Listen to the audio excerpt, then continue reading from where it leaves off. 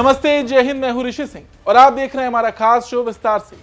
एक ओर पाकिस्तान जिसकी अर्थव्यवस्था आईएमएफ की छाया में है और दूसरी ओर चीन जो अपने स्टेल्थ फाइटर जेट से आसमान में दबदबा बनाना चाहता है। दोनों देश अब मिलकर भारत के खिलाफ एक नया हवाई मोर्चा तैयार कर रहे हैं।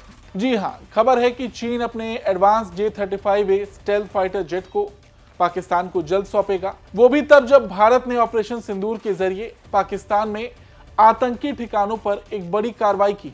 तो ऐसे में सवाल है कि आखिरकार चीन पाकिस्तान को ये विमान क्यों सौंप रहा है, वो भी इतनी जल्दी। मतलब 4 साल पहले 2029 में ये डिलीवरी होनी थी, लेकिन 2025 में ऐसी खबर है कि ये विमान पाकिस्तान को मिल जाएंगे। एक सवाल और है कि क्या ये चीन की मार्केटिंग इन कॉम्बैट का रिटर्न है, यानी चीन हथियारों का इस्तेमाल जो पाकिस्तान ने किया उसके बाद से चीन ने ये कदम उठाया। वहीं दूसरी ओर भारत को भी लगातार अमेरिका और रूस दोनों ही 5वीं पीढ़ी के स्टेल्थ फाइटर जेट्स F-35 और Su-57 की पेशकश कर रहे हैं। भारत का एमका भी डेवलपिंग फेज में है। तो कई सवाल खड़े हो रहे हैं। सबसे पहला तो यही कि चीन और पाकिस्तान की नई साझेदारी भारत के लिए कितनी बड़ी चुनौती है और इसके लिए क्या भारत तैयार है। भारत को कौन सा रास्ता अपनाना चाहिए, F-35, Su-57 या फिर अपने एमका पर भरोसा करना चाहिए। क्या भारत इस एयर सुप्रीमेसी के युद्ध में पीछे छूट रहा है? क्या आत्मनिर्भर भारत का सपना हकीकत बन पाएगा? इस रेस में बाकी के देश कहां खड़े? ये सारी बातें आज विस्तार से हम आपको बताएंगे। देखिए, अगर रिपोर्ट्स की माने तो चीन पाकिस्तान को J-35A स्टेल्थ फाइटर जेट्स की डिलीवरी तेज कर चुका है। पाकिस्तान के विदेश मंत्री और उप प्रधानमंत्री इशाक डार हाल ही में चीन के दौरे पर गए थे और वहीं इस सौदे की लॉजिस्टिक्स और फाइनेंसिंग डील भी फाइनल हुई। ये दौरा हुआ ठीक ऑपरेशन सिंदूर के तुरंत बाद, जब भारत ने देश भर में यानी कि पाकिस्तान में घुसकर आतंकी ठिकानों पर स्ट्राइक की थी। अब सवाल ये उठता है कि क्या वाकई चीन ऐसा विमान पाकिस्तान को इतनी जल्दी दे सकता है, जबकि पहले इसकी डिलीवरी टाइमलाइन 2029 थी। अब आप सोचिए, जब पाकिस्तान जैसी आर्थिक रूप से दिवालिया हो चुकी सरकार आईएमएफ के उधार पर जी रही हो, तब भी वो 5th जनरेशन फाइटर जेट्स खरीदने जा रही है। तो ये पैसा कहां से आ रहा है? क्या चीन उसे ये विमान गिफ्ट करेगा या 50% डिस्काउंट पर देगा? क्योंकि देखा जाए तो ये सिर्फ एक डील नहीं, ये भारत के खिलाफ हवा में बनाए जा रहे एक नए फ्रंट की शुरुआत है। इधर भारत का अपना 5th जनरेशन फाइटर प्रोग्राम यानी AMCA, advance medium combat aircraft, इसकी पहली उड़ान 2029 में होनी है। 2035 तक इंडक्शन की उम्मीद है। एमका का डिजाइन सुपर क्रूज और लो रडार सिग्नेचर के लिए ऑप्टिमाइज किया गया है। इसका निर्माण होगा HAL और प्राइवेट सेक्टर की साझेदारी में, लेकिन अभी हमें साल 2029 तक सिर्फ टेस्ट उड़ान मिलेंगी। यानी जब तक हमारा विमान उड़ान भरेगा तब तक चीन के पास 1000 से भी ज्यादा J-20 होंगे और पाकिस्तान के पास J-35। तो ऐसे में ये भारत के लिए चिंता है। लेकिन क्योंकि 5th जनरेशन की यहां बात हो रही है, तो आपको हम सबसे पहले ये बता दें कि 2005 में अमेरिका ने F-22 रैप्टर के साथ इसे शुरू किया था।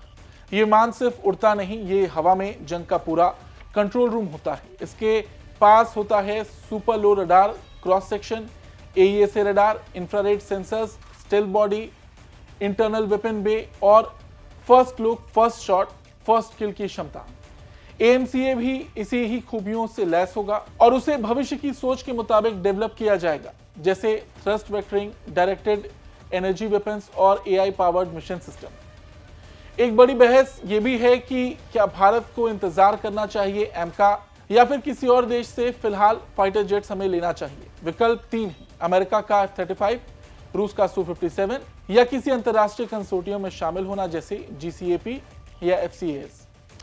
F-35 की अगर बात करें तो ये शानदार विमान है। अमेरिका का 5वीं पीढ़ी का स्टेल्थ फाइटर, बेहद advance, super low radar signature, AI और नेटवर्क सेंट्रिक युद्ध की क्षमता के साथ अमेरिका ने भारत को इसका ऑफर दिया है, लेकिन कुछ शर्तों के साथ, जैसे सीमित टेक्नोलॉजी ट्रांसफर, बहुत ज्यादा कीमत और अमेरिका की सख्त एक्सपोर्ट पॉलिसी। इसका मतलब है कि भारत की रणनीतिक स्वतंत्रता पर असर पड़ सकता है।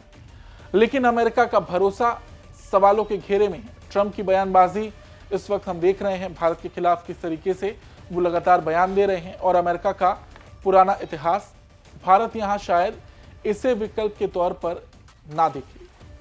अब ऐसे में रूस का Su-57 भी सामने है, स्टेल्थ डिजाइन और 400 किलोमीटर रेंज वाली R-37M मिसाइल जैसी खूबियों से लैस। रूस ने भी ऑफर दिया है, वो भी भारत में मैन्युफैक्चरिंग सेटअप और टेक्नोलॉजी ट्रांसफर के साथ। लेकिन रूस की वॉर इकोनॉमी और वेस्टर्न सैंक्शंस चिंता की बात है, और हाँ, चीन से उसके बढ़ते संबंध को भी इग्नोर नहीं किया जा सकता। अब सवाल उठता है कि भारत क्या करे, क्योंकि भारत का अपना 5th जनरेशन प्रोजेक्ट एमका अभी निर्माण के शुरुआती दौर में है और इसकी पहली उड़ान 2029 तक होगी।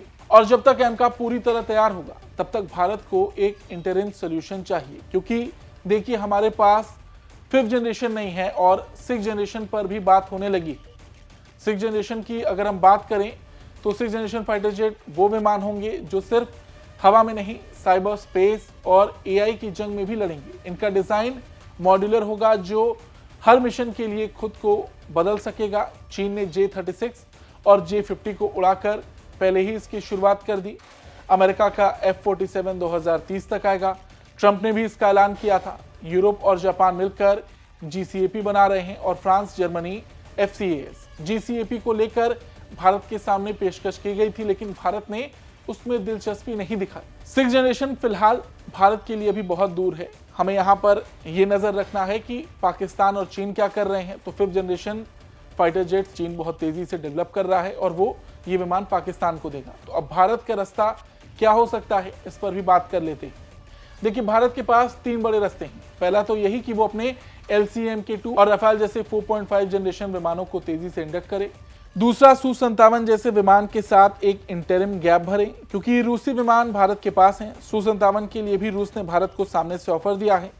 और तीसरा, एमका को मिशन मोड में ले जाकर हर हाल में समय पर तैयार करें, क्योंकि अगर चीन 2030 तक 1000 से ज्यादा J-20 फील्ड कर देगा और पाकिस्तान J-35 से लैस हो जाएगा तो भारत के लिए यहाँ पर चिंता बढ़ जाएगी। और भारत सिर्फ आशा और योजनाओं पर टिका रहे तो ये खतरा है, बहुत बड़ा खतरा।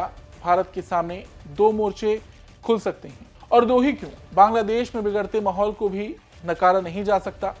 तो इसी वजह से जरूरी है कि भारत ना सिर्फ लड़ाकू विमान बनाए बल्कि लड़ाकू सोच भी बनाए। फिलहाल आज की खबर में इतना ही। आपको ये खबर कैसी लगी कमेंट करके जरूर बताएं। धन्यवाद।